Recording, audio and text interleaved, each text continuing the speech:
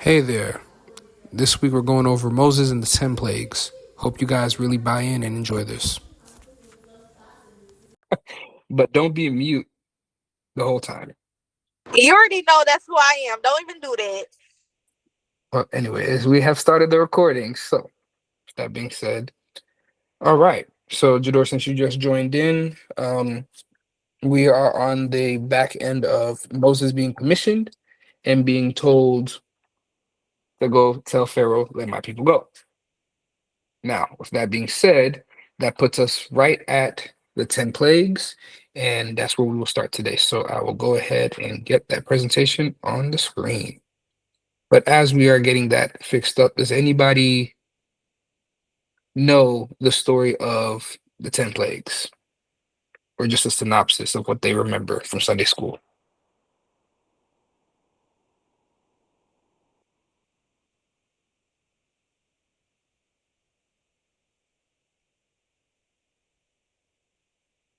Anyone?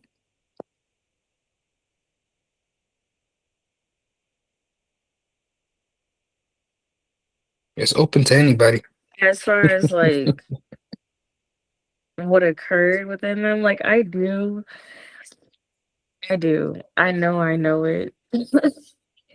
But as far as like saying the exact names of it, I'm gonna butcher them. So No, it's okay. um Just go ahead off the top of the head. What do you remember? remember with the locusts, Mm-hmm. That's a uh, big one. the frogs. Good, good. Um Okay. wasn't famine. I don't know if it was famine. I don't think it was famine. Not famine, but close enough. The locust caused the famine, That's right. so close enough. And The blood, whatever, the water turning into a bloody blood. yeah, that was one of them too. Good, good, good, good. Marion says her fingers are small, so she can't type fast. Moses and his brother Aaron demanded the Pharaoh free the enslaved Israelites, but Pharaoh repeatedly refused. Each time he said no, a new plague was unleashed to demonstrate divine power and pressure him, changing his mind. Yes. Marion, you are right. But do you remember any actual plagues? We got 10 of them. We went through, I think, about 4 or 5 so far. Darkness? The plague of darkness? Yes, that's one. Insects, I think one of the insects, like You're right. Mm-hmm. The death The, of the firstborn sons. Okay. the boils? The weather is actually one, Mary. You're actually right. Boils is right, Raven. Okay. So we know a little something. Okay. I know my Bible. It's like, no, I'm kidding. Well, you're gonna learn your Bible, and you do know it, so don't even say psych. Okay, so let's jump in. All right. So when we left off, Moses and Aaron just finished their conversation with God, and God told them exactly what they were supposed to tell Pharaoh, how they were supposed to do it. And in this conversation, we see the Trinity being foreshadowed. Moses is supposed to be like God or God's representation. Aaron is supposed to be his prophet or his mouthpiece. That's pretty much what God's prophets are when we get later into the Bible. And then while the people of Israel are the body. Okay. Now, this would be what they consider the Old or Old Testament Trinity before it becomes God the Father, God the Son, God the Holy Spirit.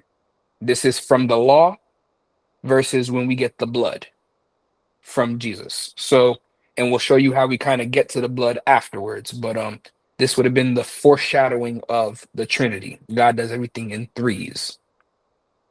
So we also see Aaron and Moses' age being shown here, and this is how we know this is the second phase of Moses' life. First phase, 40 years. Second phase, 40 years. At this point, Moses is 80 and Aaron is 83 years old. Okay. Now,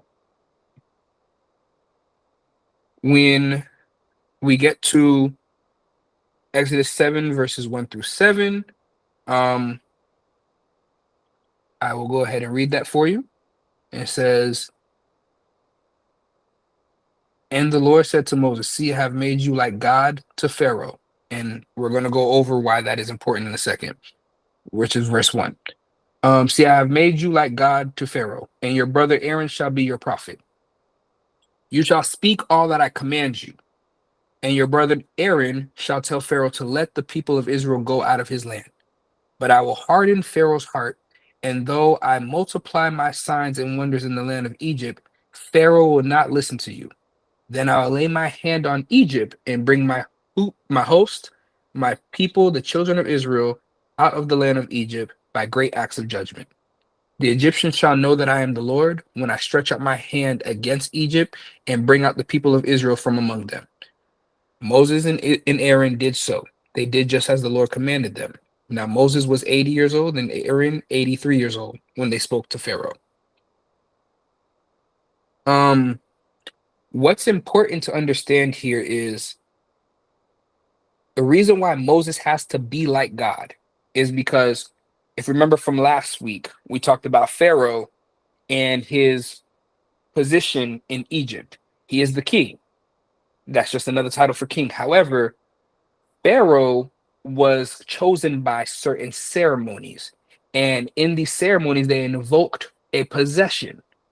So Pharaoh wasn't just a king, he was also the reincarnation or the living incarnate of the god Ra. Okay. So the same way Moses is going to be acting as God to go talk to Pharaoh, Pharaoh's acting as Ra to talk to Moses. So again, a mortal cannot talk to a god and make a god fear. So you have to talk to a god by being a god. So since we don't have Jesus yet, Moses has to now embody God with the spirit of God on him, and Aaron being his prophet to be able to talk to Ra. Ra has his magicians, which would be his prophets. So you have to kind of balance it out. The nation of Egypt would be the body, while Israel or Jacob's descendants would be the body for God. And this is how now we have to now fight this war on two fronts. Okay. So I have to go blow for blow with you. Remember, Moses grew up in the palace. So he knows all the rules. He knows all the laws. He knows how to approach the Pharaoh, and he knows he can't just go to Pharaoh by himself, which is why he was complaining before chapter 7. If anybody can walk into Pharaoh's courts with no issue, it's somebody that has the title of prince. So by legal adoption, because he was adopted by the previous Pharaoh into the house of Pharaoh, Moses actually has the right to walk into the courts as a accursed prince. Even though he was rejected, he's still allowed to walk in and have an audience with Pharaoh and his cohorts. Okay, so this is why the Trinity being foreshadowed here is enormous, because again, this is how we get a fight against the evil trinity that Egypt has. Okay, so when we get to verse 8, God told Moses and Aaron, when you go to Pharaoh, pretty much prove yourself by walking or working a miracle. Okay, and he tells Aaron the first thing he needs to do is throw his staff on the ground to become a serpent. Remember last week we talked about, well, for the last 2 weeks, we talked about why the serpent was so important in Egypt. That was their deity. That was what goes with Ra. The snake or serpent on top of their crown is what shows I have complete control over Egypt. Egypt is so powerful. This is technically the world. This is the first world power right here. So this serpent had so much authority and power. When you looked at it, you have to come under its control. Okay. So Yahweh is going to show his authority to this snake by showing him that I have power over you. Okay. So He tells Aaron, throw your staff on the ground. When that happens, his staff immediately becomes a serpent.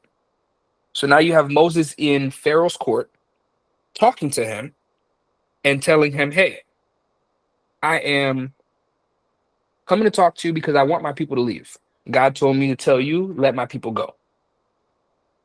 But this is what I'm going to show you so that way you can understand that I mean business. Because again, why would the living incarnate, the living avatar of Ra, listen to somebody who just says, let all my slaves go, that's making my country prosperous? What power do you have to stand before me? I see a man. How will I know that you're actually higher status? So when that staff becomes a serpent, he's like, okay, now you got my attention because it didn't turn into anything else but a snake. So Pharaoh says, okay, I got you one better. He calls all his wise men, his sorcerers, and soothsayers, or soothsayer priests, if you want to say it that way. Soothsayers are the ones that would have been like the snake charmers that would have been using like the little flute to make the snake go rigid and then to dance again. Yeah. So he calls all three groups of these people and he has them replicate the miracle that they just seen in front of them. Okay. Now, every time we get here, I always like to tell everybody magic does exist. Not the parlor tricks, but magic in the sense of controlling the spiritual realm and utilizing it to do your own will. Yes, it's possible. This is why you have black magic and all these other types of, voodoo, hoodoo, all that stuff. It exists. A lot of people don't really know how to use it, so that's why they never really get anything accomplished. But right here, we actually see that magic does exist. And now God is going toe to toe with somebody who's using magic who thinks he is actually more than what he is. So these wise men, these sorcerers, they all replicate the miracle. So Aaron's like, okay, cool. Or not Aaron, Pharaoh's like, you guys came in here to say that you guys are big enough to talk to me and tell me let your people go. You're not doing anything that my people can't do. So if that's the case, I'm done here. Goodbye. But in that process, Aaron's staff swallows all the other serpents of Egypt. What that just signified is, hey, even if you have the power to do the same thing that I did, I just took all your power. In the ancient world, if a god eats another god or fuses with another god, it's pretty much saying the first one to make the strike or to do the fusing or eating means I just overcame your power. You're subjected to me now. That means I'm stronger than you, and your power just made me stronger. Now I have control over your kingdom. This is why we get the first hardening of Pharaoh's heart, because now this makes him upset. Okay, so you just disrespected me. Now you're pretty much telling me that you own me. All right, cool. This is not going to work. So because of that, God says, all right, cool. Tell him what I told you to do. Now he hardens his heart. Now we start. So God says, it's pretty much, I'm declaring war on you at this point. Okay. So Pharaoh says, listen, until you come with something bigger, I'm not talking to you. And that was the end of that. So before we get in, dive fully into the plagues, I want you guys to understand a lot of Sunday schools and a lot of people who actually talk about the 10 plagues, they always kind of look at it from a traditional view, like random natural disasters that God used to set the Israelites free. But no, God really picked every single disaster on purpose and with a reason. He didn't do it for nothing.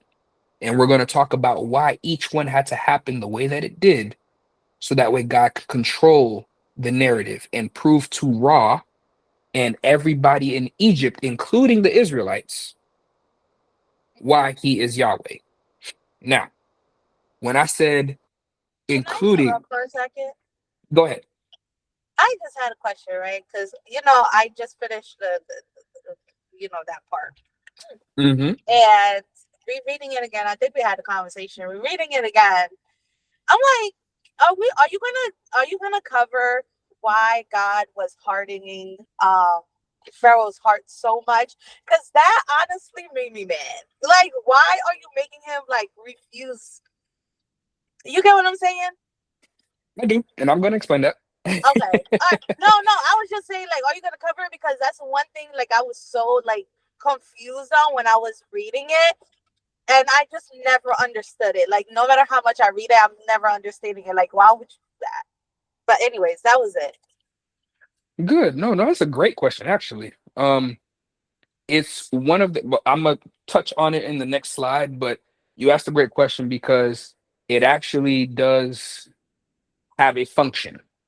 And even though you see it as hardening his heart, it's not like God's just like, oh, I want him to ignore you. Go ahead and talk to him, and he's gonna ignore you. No, it's actually showing a personal fight within Pharaoh. But like I said, I'll explain in a second.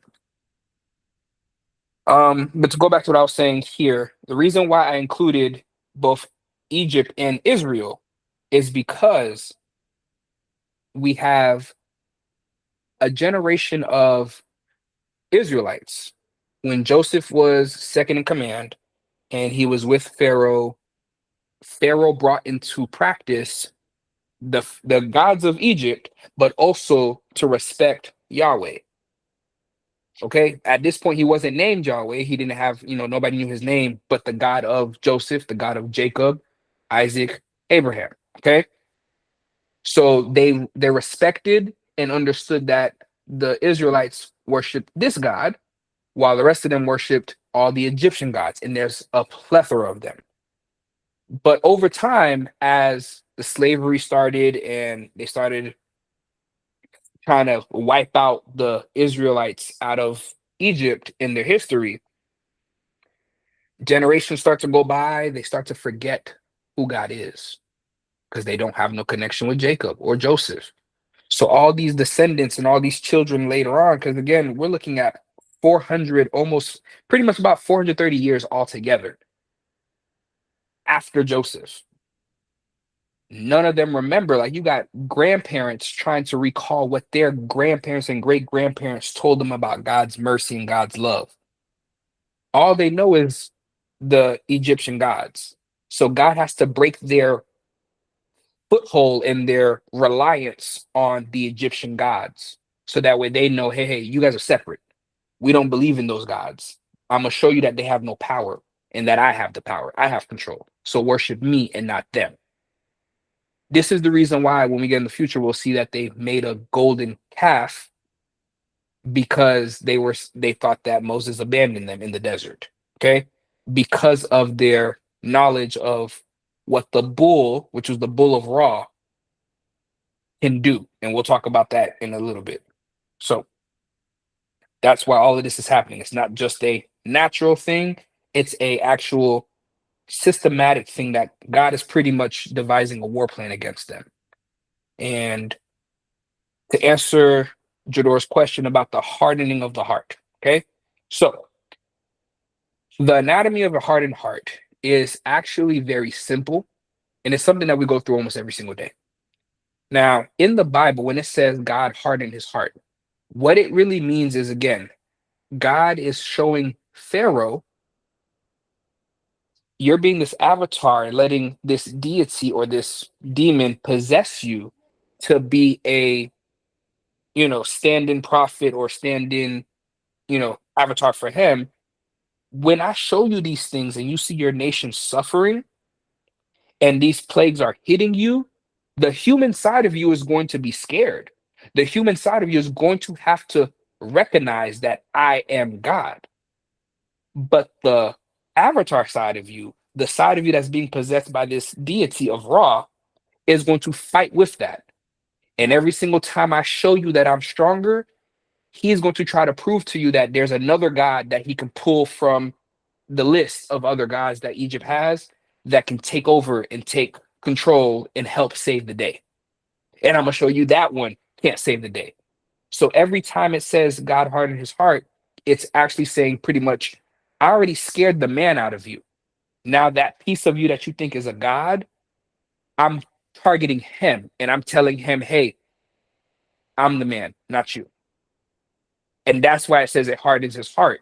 It's not literally Pharaoh saying, no, no, no, no, I can't, I don't want to do this. It's more of a, my authority is being challenged. So for the sake of my ego and the sake of my respect as the king, the supreme ruler of Egypt, I can't look like I just failed. I can't be embarrassed this way. So even though the human side of me was scared and realizes that I'm losing this battle, my ego in the spirit is going to tell me, ha ha, I still got another ace up my sleeve. So that's why we have the whole thing of the divine warning, the plagues start, get scared, the chaos and panic. Pharaoh realizes he's outmatched. Then he has a false repentance and he begs for relief, tells Moses, hey, come on, talk to your God. Boom. God removes the plague, restoring order. And then what happens? He hardens his heart because he retracts his promise because he's like, okay, boom. Well, I got control over the situation again. I can easily tell Egypt, Ra took care of it. I fixed the problem. We're good to go. But he didn't realize every time this cycle happens, they lose faith in those gods that just lost.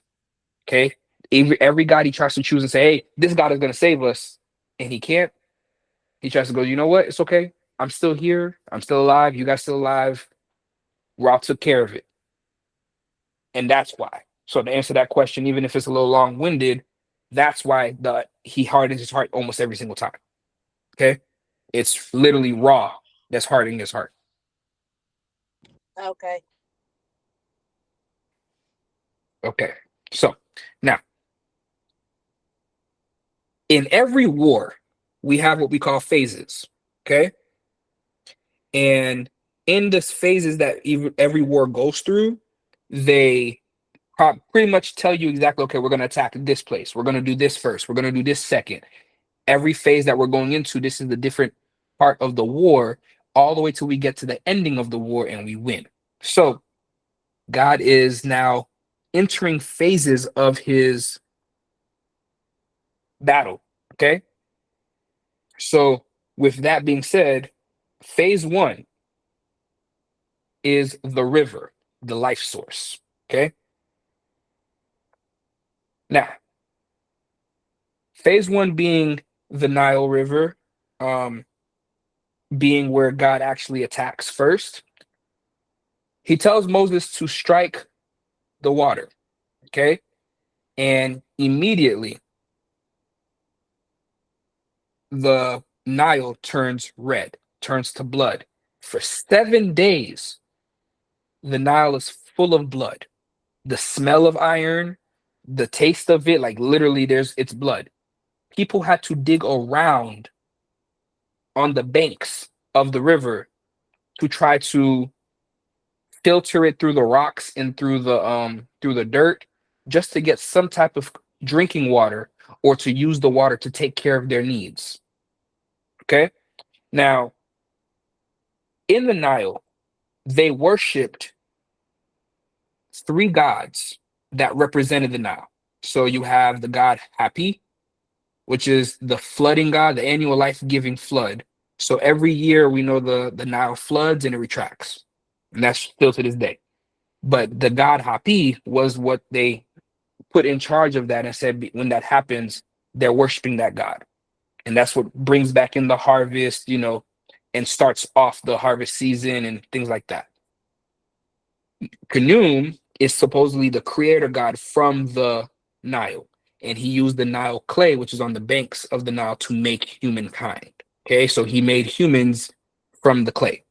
And Osiris is the god of the afterlife, but he's also associated with the Nile's renewal. So every time it floods and starts over, he is the one that is in charge of that.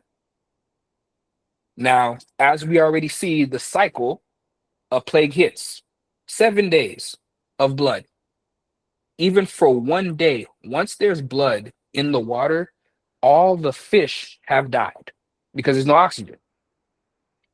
So when that happens, we have a situation where the smell in the city is rotten. Everything that's happening around is pretty vile. It's pretty vile. So of course they're complaining to Pharaoh and telling him, "Hey, we need help. What do we do?" The Nile was important for their trades. That was how they traveled. That was how they took care of their highway, pretty much their irrigation, their washing water, their drinking water. If the Nile is no longer good, we have no way of life. Pharaoh calls his magicians and says, "You know what? Whatever your God just did, we can do that too. We can do that too." So the magicians replicate, they find some well water, some other sources of water in Egypt. They bring the clean water to Pharaoh and they strike it themselves and they turn that water to blood.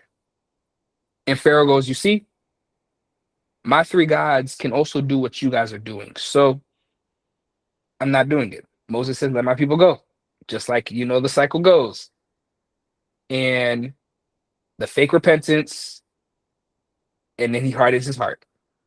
So plague two happens on the back end of that. What ends up happening? The frogs. Now, this God that God is going against, he already beat the first three gods when he destroyed the Nile with the blood. Number two is Heket, which is the frog deity, the goddess of fertility and childbirth. It's depicted with a frog's head, meaning if I can make the Nile fertile again with this god Heket, your god fails and loses. So that way we will look like we have control again. So God says, "Okay, cool.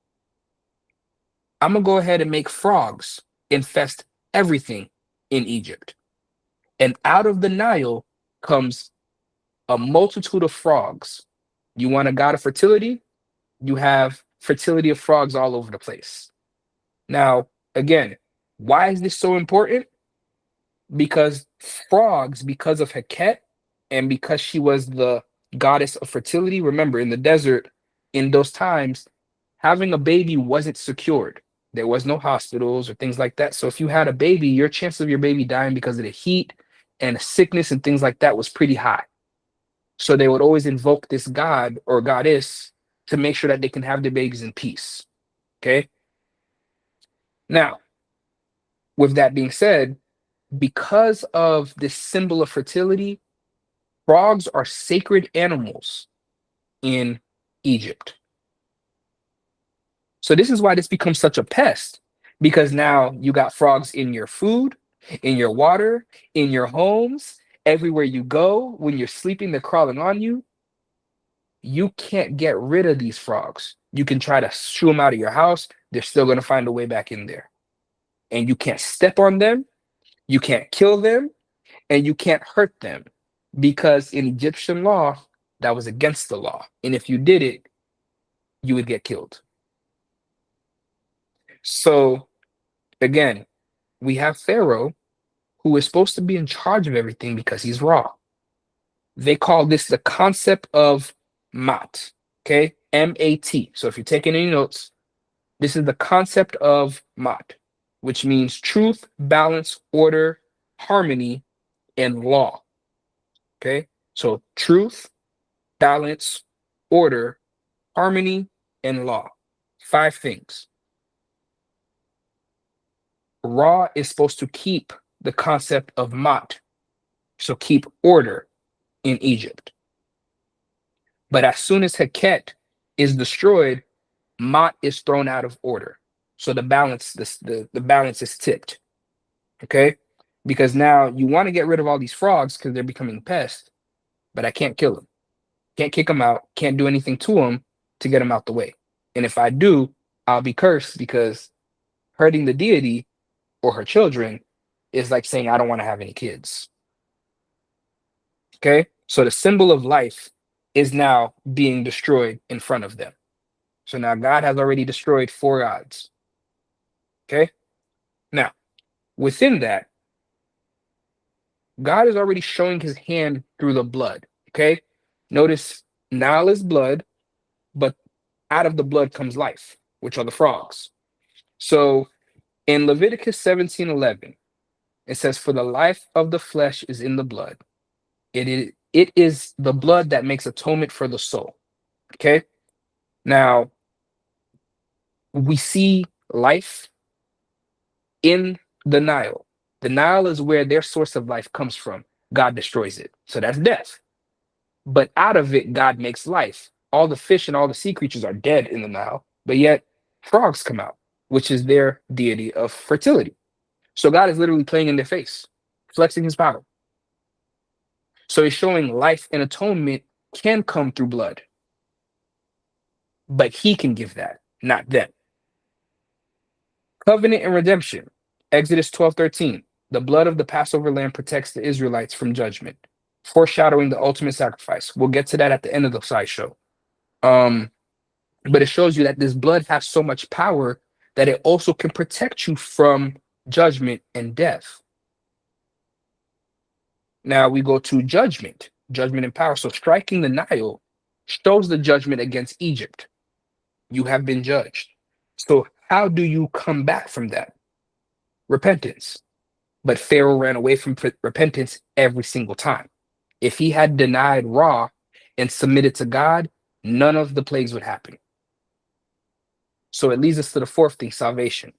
So Ephesians 1:7 and John 1:7, the Exodus blood points directly to Jesus' blood, which brings ultimate redemption and cleanses believers from sin. And we know that. The blood on the cross is redemption for all the sin in the world. Okay? So this is why God, already knowing what's going to be the outcome of this whole situation, chose to make the blood first and not last. So with those first two plagues, we leave the first phase. Okay. Now, before we go into the second phase, we need to understand as well, the magicians showed that they can turn the water to blood as well. But the reason why the people stopped having faith in Heket and the rest of those other three gods was because even though they can change the water to blood, they couldn't make no frogs come out and they couldn't reverse it back to water. They had no power. So mind you, while all this is happening, the people in Egypt are starting to lose their faith in Pharaoh. They're starting to lose their faith in their gods. Okay? And that's what God wanted to do. So, second phase. So, when we get to Exodus 8:16 and 17, and I'll read that for you.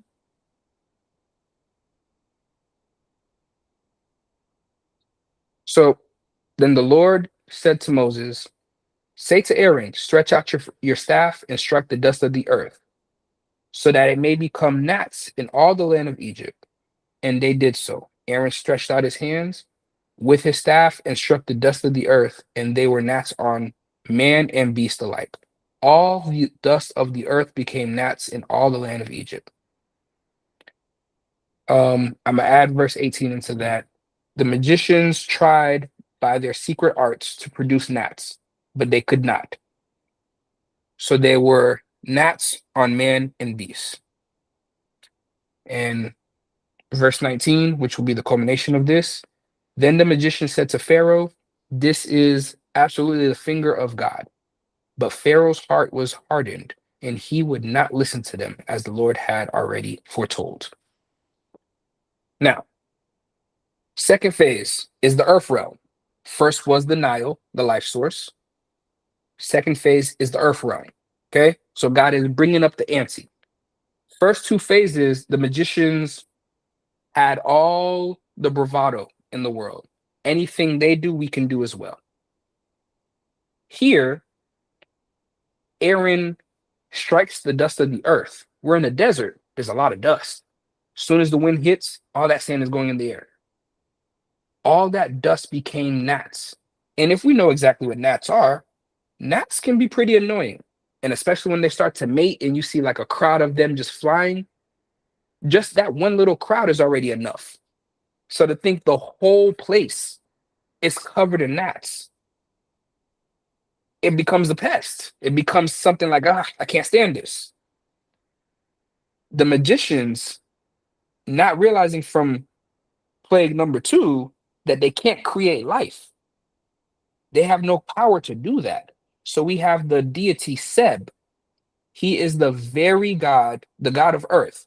The very soil he ruled becomes the source of everybody's suffering. That's why they threw him out of the temples. They said they reject the God of Seb. Okay. This is when things really start to get different. This is why phase 2, God's like, Phase 1 was something. Phase 2, they're going to start hating these gods. They're going to start destroying their idols that they had to worship these gods. And this is what they were doing. So Seb was supposed to be the earth god. And everything he did was supposed to protect them in the desert. But the fact that the magicians could not make the dust turn to gnats, they told Pharaoh, hey, listen, obviously this is the finger of God. We can't do this. So we've lost. They actually conceded to say, hey, their God is actually the real true living God. So let's just go ahead and call it a day and let them have this. Pharaoh says, you guys must be crazy. I'm not giving into this. I'm raw. I have more power. Seb may have failed, but I didn't fail yet. So the magicians leave, but now Israel and Egypt all realize that Seb has no power. We move forward to verse 20. And Raven, I'm gonna have you read verses 20 to 24 for me, please.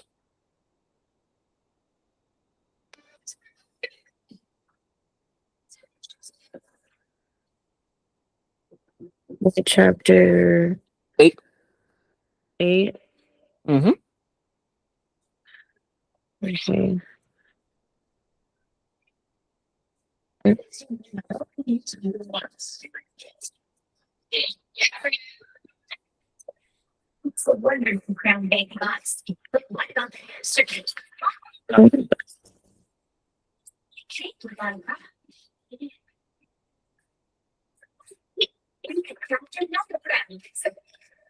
So verses what?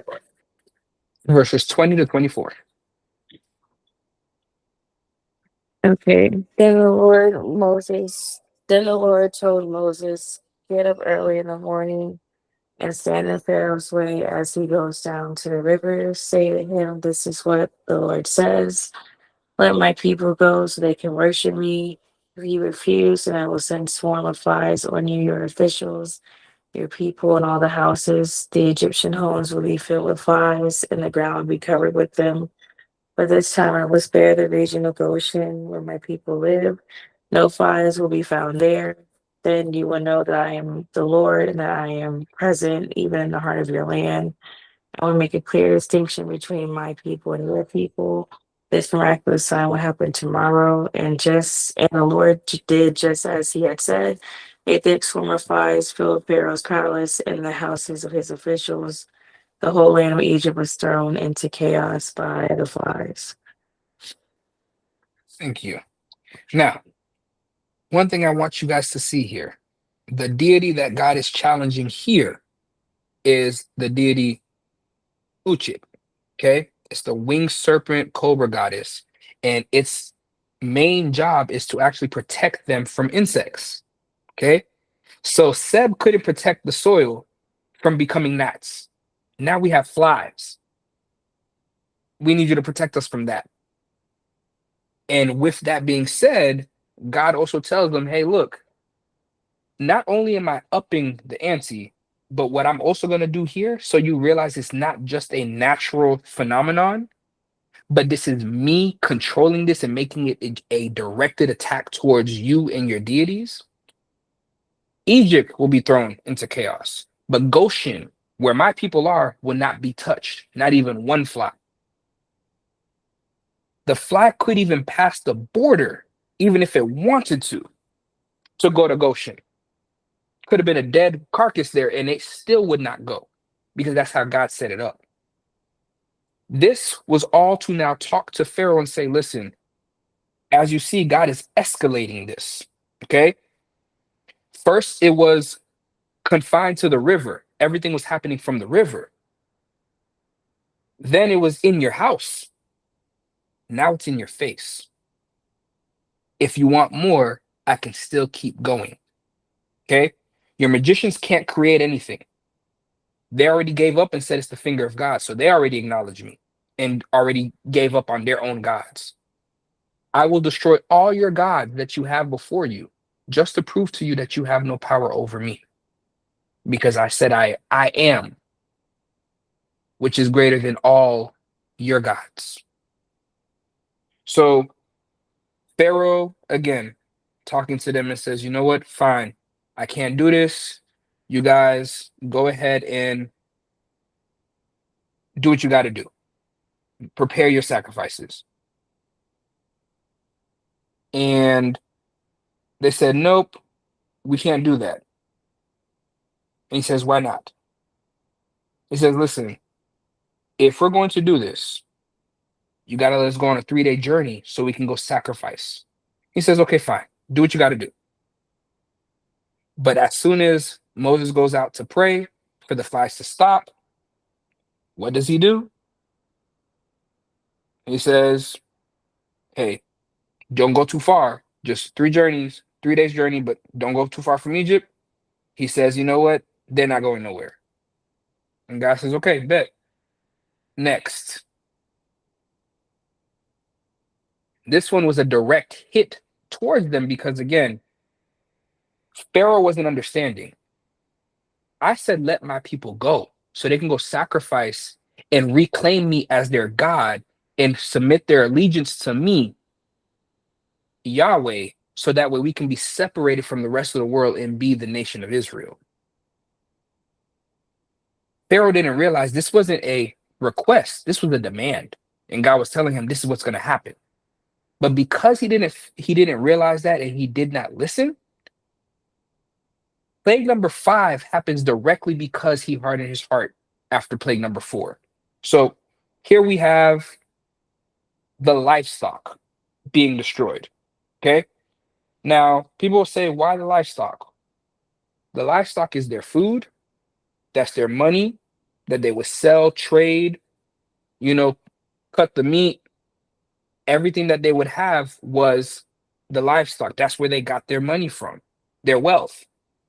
That was their transportation, the bulls, the camels, and more. You got from the goats and the sheep, you got milk. You also got clothing. The livestock was a big portion of their culture. But not one of them were spared. Horses, donkeys, camels, cattle, sheep, goats, you name it. Any beast of livestock was killed, falling straight dead. Now, what was also crazy about it is because the bulls, which got pampered, got fed a very big delicacy. They were clean, washed. I'm talking about pampered. They had jewels on them. Those bulls were not just able to be outside, they were kept in Pharaoh's courts, and they all fell down. So the sacred bull of Ra, remember I had already mentioned that's what the Israelites made in the desert. It's a massive, massive blow to the religious belief because, again, anything of Ra is the top god over there. So this is Ra's sacred bull. So if this takes a blow, you just pretty much told all of Egypt, like, yeah, your whole foundation is shaky. So God shatters 4 gods here. Amun was the king of gods, and he kept the order of livestock. Hathor, the goddess of love, beauty, and fertility for the land and of the harvest. Ta, who is the god of creation and order. He's supposed to take control of the whole earth realm and keeping order in the livestock to, grains and famine order. So all of his order is undone. And Nevis, which is the sacred bull of Ra. Once the bull that's in the palace drops, Pharaoh realizes, oh my gosh, you really just attacked us. So Pharaoh thinking, okay, if he attacked all of us, that means they lost their stuff too. So ha ha ha, their God is not that powerful. So he asked his magicians and his people to go and challenge and go investigate to see if the people in Goshen, the Israelites, had any animals that suffered. When they reported back to him, not one animal died past that border line. He got upset and he remained stubborn. Right here is a total failure of the pantheons, economic and sacred protectors of Egypt. No matter what Pharaoh does, none of his gods can match up to God's power. And he's starting to lose the trust of all of his people because they're like, bro, I think we met our match. I think you should just give up here and we go from here. But remember, this Pharaoh's dynasty, this family that outdid and erased everything that Joseph had put in Egypt, they were really, really xenophobic. They didn't want nothing to do with the Hebrews. They said, hey, they're below us. These Israelites are nothing but slaves. They can't eat in the same place with us. They can't do nothing with us. And because of this is why God separates them and says, okay, boom, everything that happens to you guys won't happen to them at all. And when that happens, you went so hard to erase them out of history. And now you have to respect them within your history because of what's happening now. So let's continue.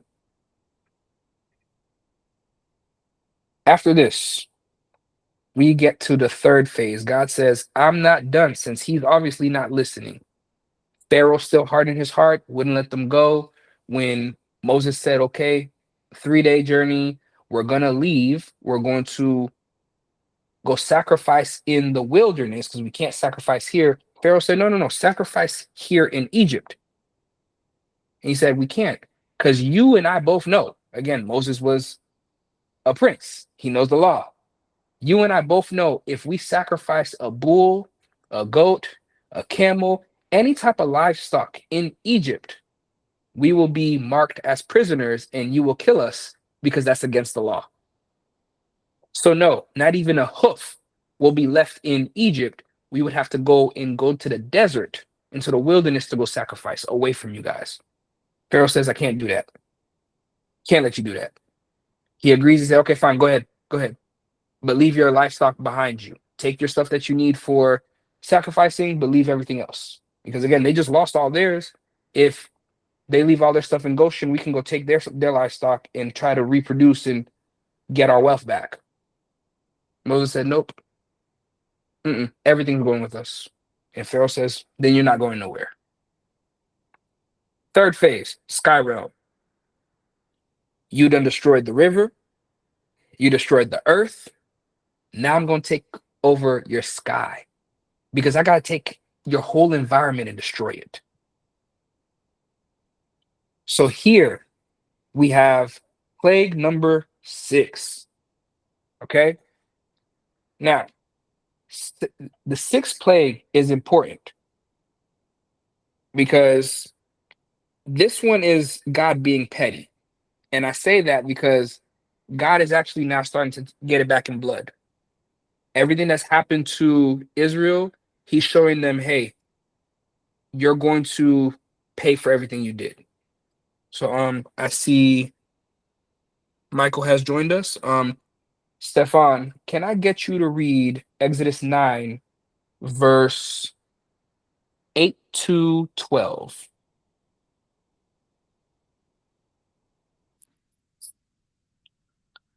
All right. Starting at verse 8 is the NIV version. Then the Lord said to Moses and Aaron, take handfuls of soot from a furnace and have Moses toss it into the air. And the presence of Pharaoh.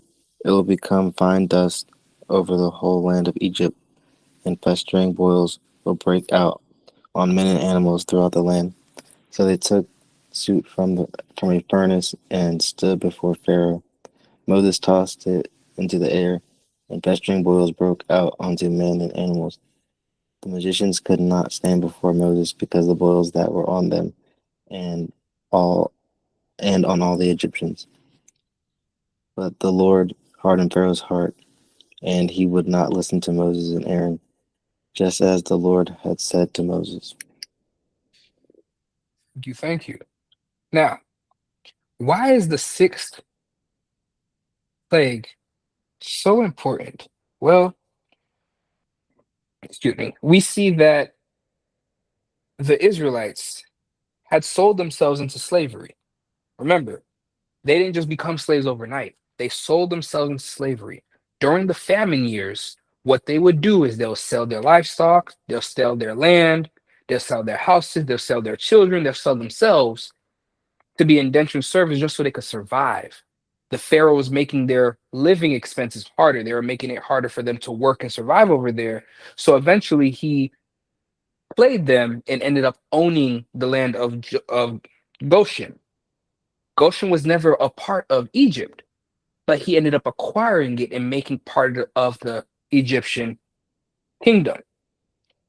So while they were the Egyptian kingdom, before they weren't, they only were tending to their grains, and the Pharaoh would make them work harder, go ahead and make the grain for us. But now that they're part of the Egyptian kingdom, I want you guys to make bricks for us because we're going to build cities on your back. This is where you see in those movies, you see them all moving the clay bricks. Well, that process of making clay bricks required a kiln, which was pretty much a big furnace. Okay.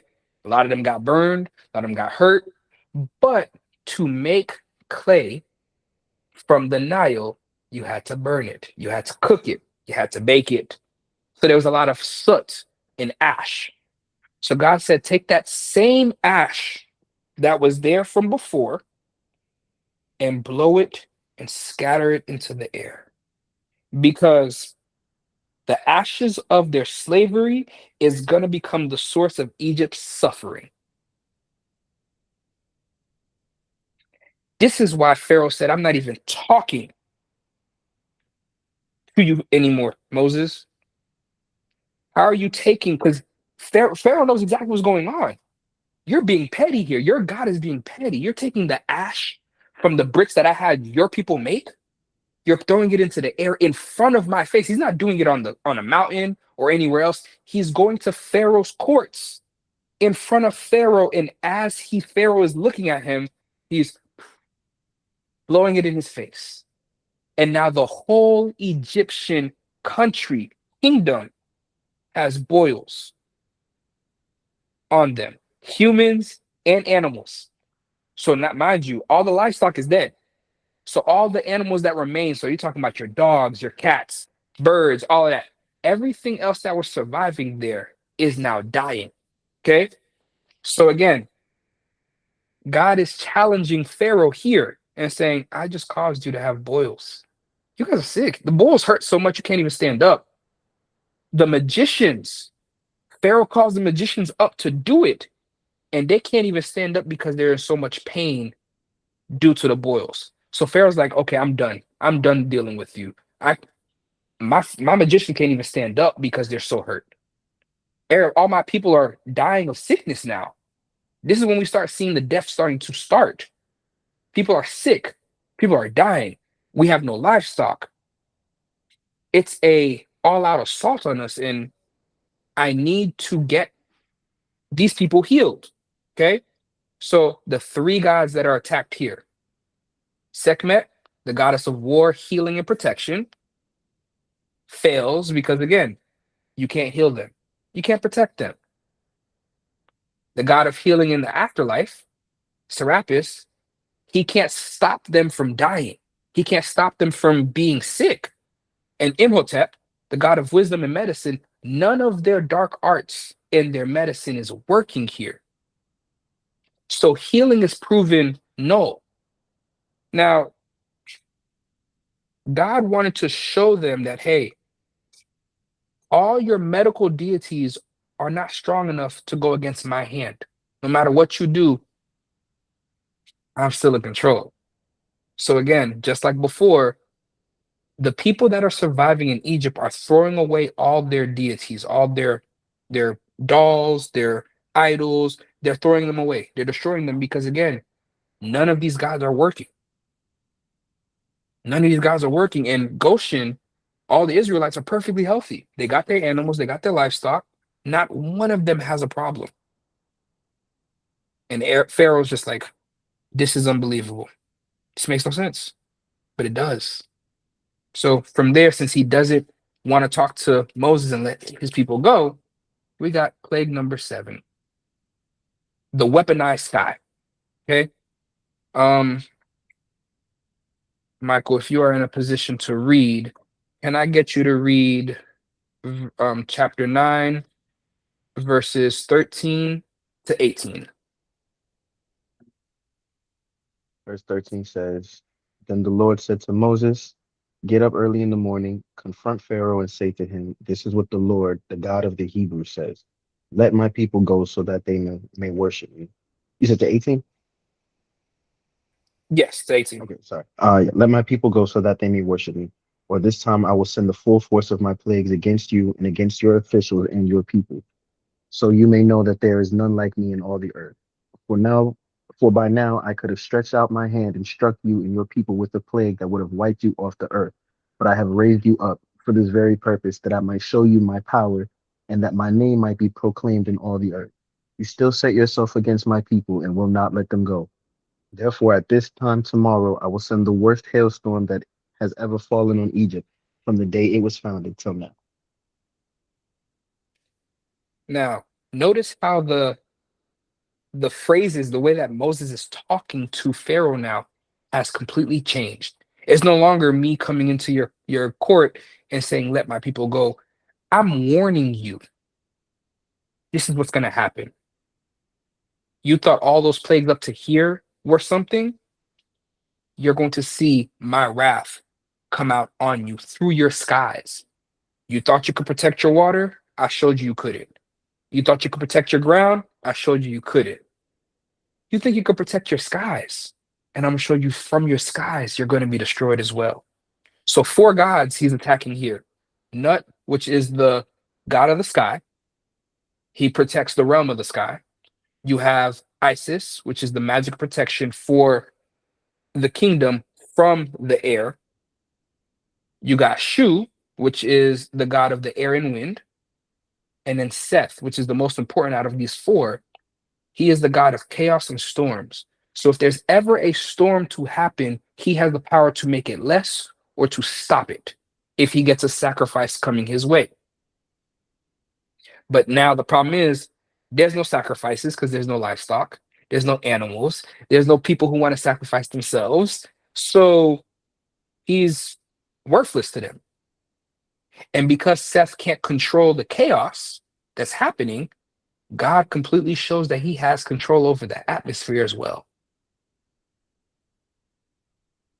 God puts down fire and hailstones on Egypt.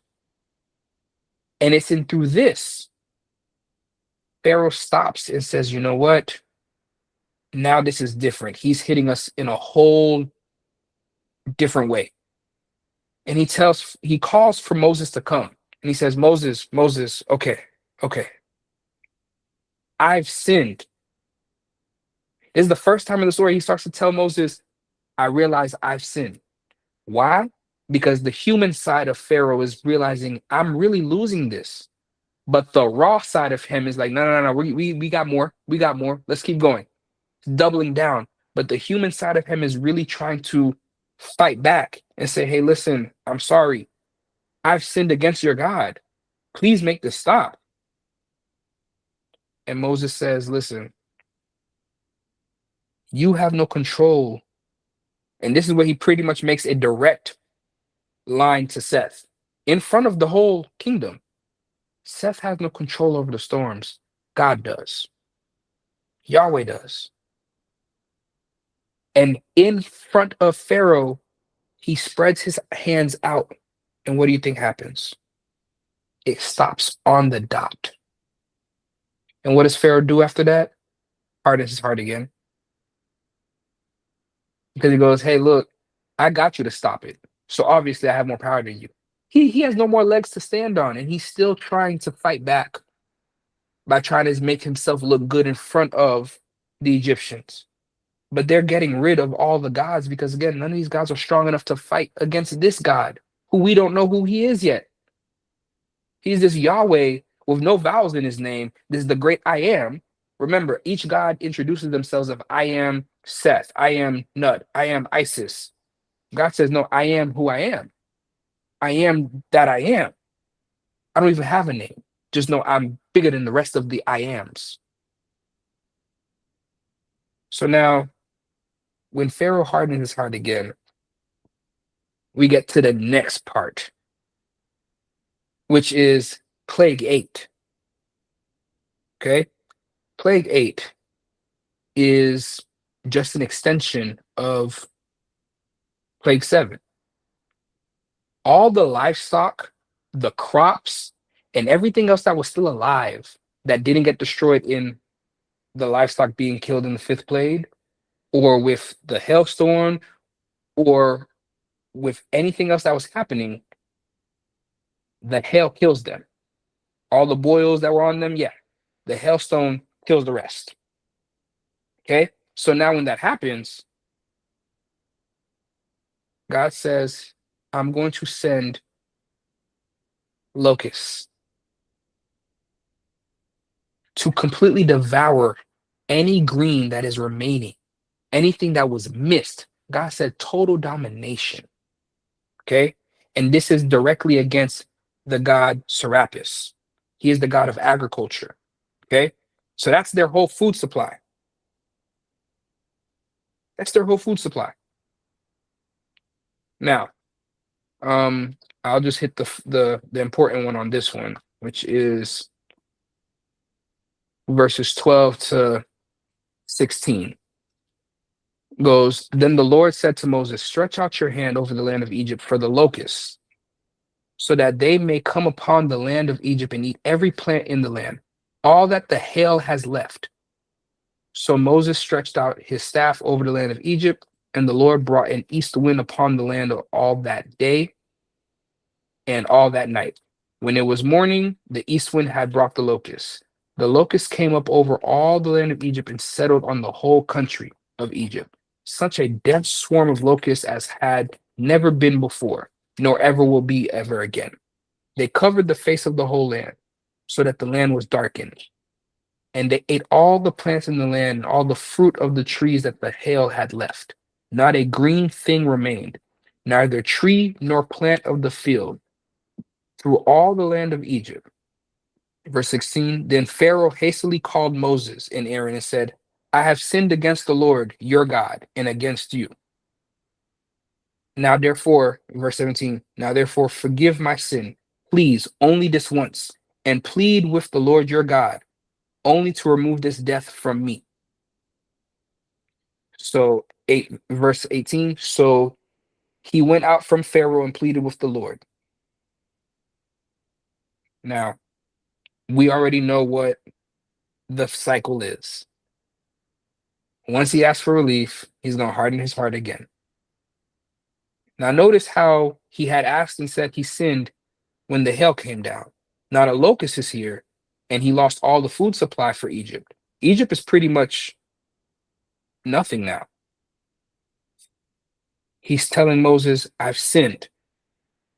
Please ask your God. He's pleading now. He's not just saying I've sinned and I messed up. He's pleading, please, I'm begging you, please talk to your God on my behalf. He wasn't doing that before because he has to save face. Now we continue. We get to plague number 9, which is a pretty big one of them. Okay. Now, Moses is sitting here still going over all of this and you're thinking, if you were Moses, why are we still giving them a chance? Why are we still continuing to talk to Pharaoh when we know he's not going to relent? He's not going to give them a chance. Moses even tells Pharaoh, I know you're going to lie to me again. And they continue. So God tells Moses, after the plague of the locust, plague 9, um, Raven, can I get you to read verses 21 to 28? Oh, my bad, verses 29, because this one is very important. So just 29. 21 to 29. Oh, 21 to 29. Mhm.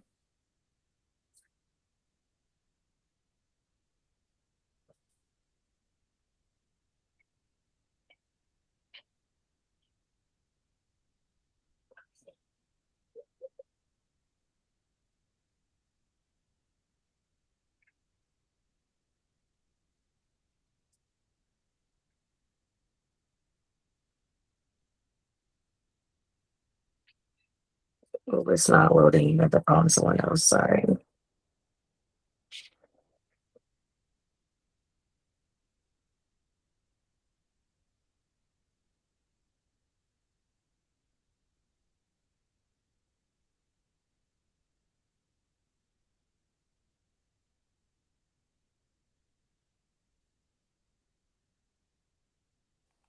I didn't even realize I was still on mute. Chris, would you go ahead and read verses 21 to 29, please, in the meantime?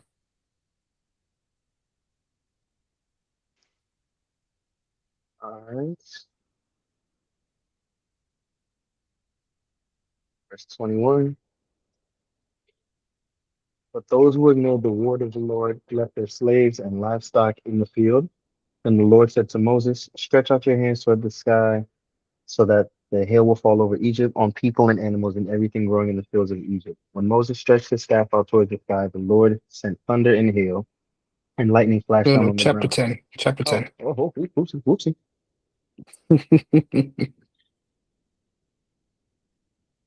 I don't speak. 21. Then the Lord said to Moses, stretch out your hands to the sky so that the darkness spreads over Egypt, darkness that can be felt. So Moses stretched out his hand toward the sky, and a total darkness fell, covered all Egypt for 3 days. No one could see anyone else or move about for 3 days. Yet all the Israelites had light in the places of where they lived. Then Pharaoh summoned Moses and said, go worship the Lord. Even your women and children may go with you. Only leave your flocks and herds behind. But Moses said, you must allow us to have sacrifices and burnt offerings to present to our Lord of our God. Our livestock too must go with us. Not a hoof is to be left behind. We have to use some of them in worshiping the Lord our God. And until we get there, we will not know what we are to use to worship the Lord. But the Lord hardens Pharaoh's heart. He was not willing to let them go. Pharaoh said to Moses, get out of my sight. Make sure you do not appear before me again. The day you see my face, you will die. Just as you say, Moses replied, I will never appear before you again. Now you see how things change. This part is what really gets Pharaoh because, again, God's not playing no more. God's not playing no more. So this plague, number 9, is so strong that God says, look, I done destroyed everything you guys consider culture for an Egyptian. And because Pharaoh is the sun god and he is the incarnation of the sun, last time I checked, I'm the God that made the sun. I'm the sun myself. I'm the light. You can't be me. You can't play me. So God says, what I'm going to do for you is give you total debilitating darkness. All right.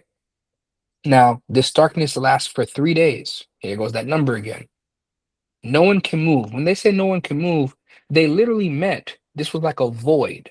This is the only time in Egypt's history that nobody was out of their house. Nobody can go nowhere. Literally, everybody was stuck in place. You couldn't strike a match. Everything was blocked. You couldn't see anything. Everybody was stuck where they were. It forced Pharaoh to have to do a compromise. That was the reason why he said, you know what, you have to go because we're going to need some type of help here.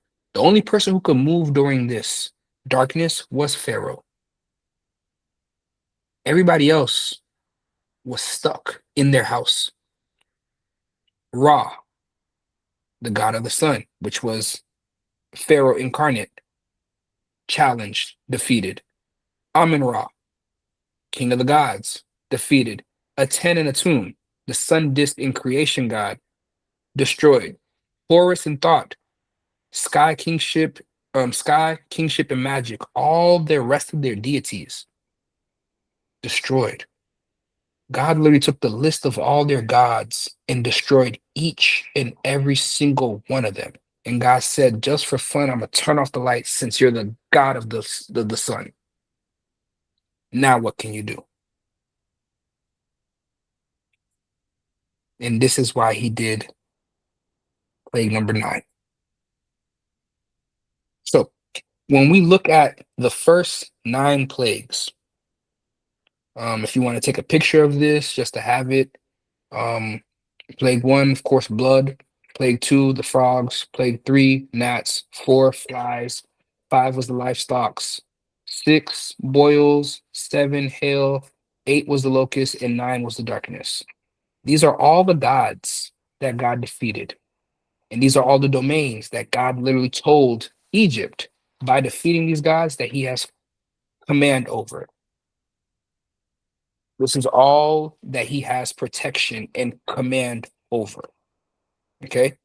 So if you want to take a picture of this, you can, so that way you can write your notes. Again, this will be on YouTube soon enough if you want to come back and have access to this. But I won't stay too long on this unless anybody has any questions.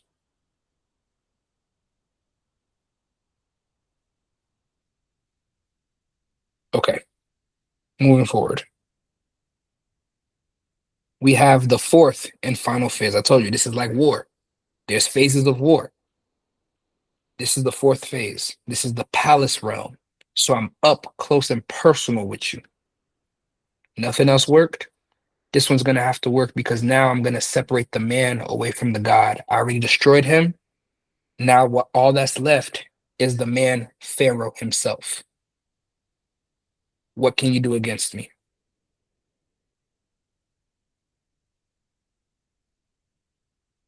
Now we go to Exodus chapter 11. And Stefan, can I get you to read verses 1 to verses 3?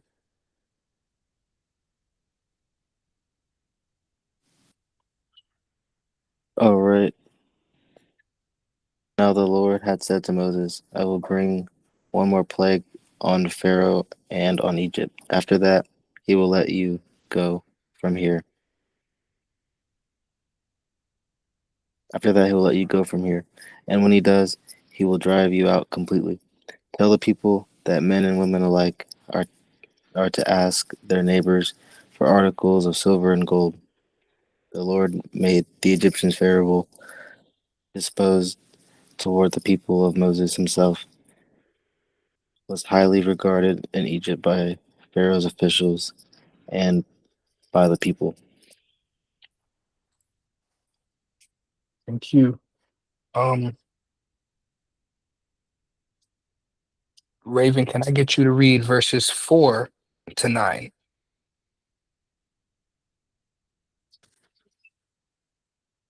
Chapter Mhm. 11. Moses has announced to Pharaoh, this is what the Lord says. At midnight tonight, I will pass through the heart of Egypt. All the firstborn sons will die in every family in Egypt, from the oldest son of Pharaoh, who sits on his throne, to the oldest son of his lowliest servant girl who grinds the flour. Even the firstborn of all the livestock will die. Then a loud wail will rise throughout the land of Egypt, a wail like no one has heard before or will ever hear again. And among the Israelites it would be so peaceful that not even a dog will bark. Then you would know that the Lord makes a distinction between the Egyptians and the Israelites. The officials of Egypt will run to me and fall to the ground before me. Please leave, they will beg. Hurry and take all of your followers with you. Only then will I go. Then, burning with anger, Moses left Pharaoh. Now, the Lord had told Moses earlier, Pharaoh will not listen to you, but then I will do even more mighty miracles in the land of Egypt. And the final verse, verse 10. Moses and Aaron did all these wonders before Pharaoh, and the Lord hardened Pharaoh's heart, and he did not let the people of Israel go out of his land. Now, a couple things that are key here. First, he gives the warning of what's going to happen. And he's telling him, hey, listen, go ahead and tell everybody what's about to happen. We're not just going to talk to Pharaoh. We're going to let everybody know that this is going to be so big that Pharaoh and his people all know it's God who did it. Pharaoh can't lie and say that he's the one who did it because, again, Ra already lost. So it's only Pharaoh standing by himself, and he has no power against this. And it's going to be so crazy because these people are going to want you gone because they already know your God is so powerful. We don't even want to mess with him. We don't even want to chance angering him. So we want you guys gone. You Israelites, go as far as possible, leave us alone. In the process, we're going to give you guys money. Remember, when Abraham left Egypt, he left richer. Isaac left Egypt, he left richer. Jacob left richer. Joseph, richer. Everybody who leaves that's Israelite or Hebrew descendant always leaves Egypt richer than when they came. So he's telling them, look, that blessing that I gave to Abraham that was passed down through Isaac to Jacob and to the rest of the nations, it's going to go with you guys into the desert. They're going to give you gold, their jewelry, everything that they have just so they can get rid of you guys. You guys are going to be so rich. You guys will have currency as a nation without having to build a nation. You guys will be set up before you guys are even set up because I am God and I already have you guys taken care of. But I'm going to let the Egyptians know that there's a big difference between Egypt and Israel. I am the God of Israel, not the gods that you guys serve in Egypt. Notice God also warned them that this final plague is not just for the Egyptians, this is for everybody, including the Israelites. I have one thing I'm telling them is if they don't want to die, the Egyptians, you guys are already marked because of Pharaoh. But the Israelites, when we go to chapter 12, we see the Passover, where Moses and Aaron are telling the Israelites that in this month, this should be the beginning of your months. This should be the first month of the year for you. This is verse 2 of chapter 12. This month shall be for you the beginning of the months. It shall be the first month of the years for you. Tell all the congregation of Israel that on the 10th day of this month, every man shall take a lamb according to their father's house, a lamb for each household. And if that household is too small for a lamb, then he and his nearest neighbor shall take according to the number of persons, according to what each can eat, you shall make your count for the lamb. Your lamb should be without blemish, a male that is about a year old. You may take it from the sheep or from the goats, and you shall keep it until the 14th day of this month, when the whole assembly of the congregation of Israel shall kill their lambs at the twilight. Then, verse 7, then you shall take some of the blood and put it on the two doorposts in the lintel of the houses in which they eat it.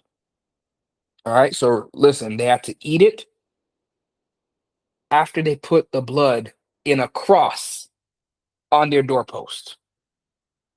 They shall eat the flesh that night, roasted on the fire, with unleavened bread, which means no yeast, and bitter herbs, they shall eat it.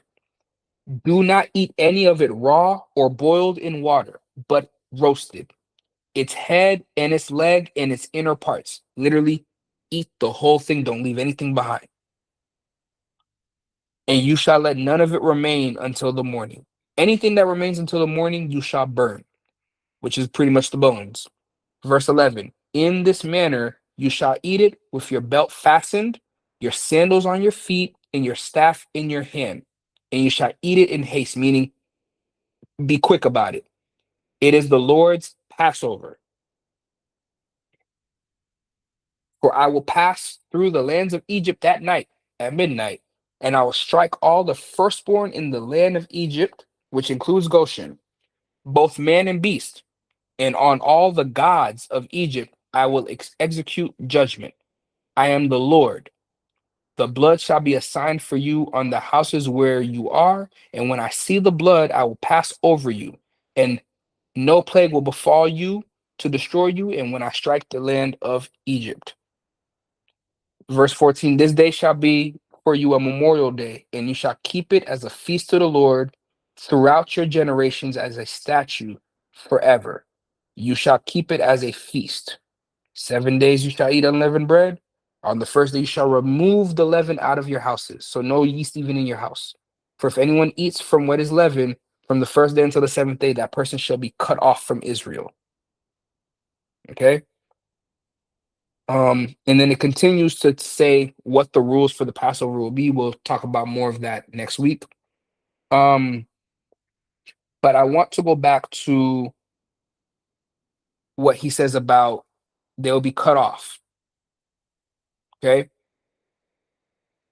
What we often go over and gloss over in this portion is God made it very clear. If you don't follow rules, you will also be subjected to this. It doesn't matter if the blood is there or not. Everything that I gave you as a precept has to be followed here. There are plenty Israelites that died in this. We don't talk about that. But a lot of them died, which is the reason why he said, even the slave girl that's behind you, everybody is subjected to this. If you are not inside of a household of your family, and if you are not Israelite, and with a blood cross covering your household, where I'm separating my people away from your people, you too will die. You too, your firstborn will die. Doesn't matter how. And the reason why God had to do this is because he had to enact his final judgment. He just judged, he destroyed all the gods. Now he's judging Pharaoh. Not just this Pharaoh, but all the past Pharaohs. Remember at the beginning of Exodus, the pharaohs of Egypt systematically were ordering the slaughter of all the Hebrew male babies by throwing them in the Nile. So God said, you killed all my firstborn kids. Now I'm taking yours. Blood for blood. You thought you could take from me, and I came back and repaid it. This was retribution for decades of state-sponsored infanticide. This was the final outcome. And here is where Pharaoh, the man, with no backing from a god who is finally destroyed, has to look at himself and remember, I am but a man and I have lost. This is why when Moses says it and he tells him, let my people go, Pharaoh says, fine, take them and leave. Get out of here. I want nothing to do with you guys no more. So from the first plague, from water to blood, this sets the stage for the final act of salvation. God shows through blood, I'll redeem. And he gives the Passover lamb. He gives all the tools that he will use to save Israel again in the future. Says that Passover lamb's blood is the only thing that will keep the angel of death from killing them. And that was in verse 13. He foreshadows in 1 Corinthians 5:7. He shows that from this very act is when he was already showing that the blood of Christ was the ultimate sacrifice that would keep you from the spiritual death of being separated from God. So while the blood in the Nile brought death to Egypt, the blood of Christ brings redemption, Egyptians 1:7, and cleanse believers from sin, and that's 1 John 1:7. The story of the plagues is not just about escaping Egypt, but it's the blueprint for the ultimate salvation. So next week, we'll go to chapters 12 and 15. It won't be that long, but this is where the Exodus actually begins, or the exile. So the pantheon is broken, Pharaoh's defeated, the journey to the Red Sea awaits. And I'll see you guys next week for that. Now, with that being said, I know it was a lot of information. I know it was a lot. So, any questions? Because, like I said, if you guys need more notes or any things that you guys want to talk about, my phone is always open. But before we close out and end the recording and pray, any questions?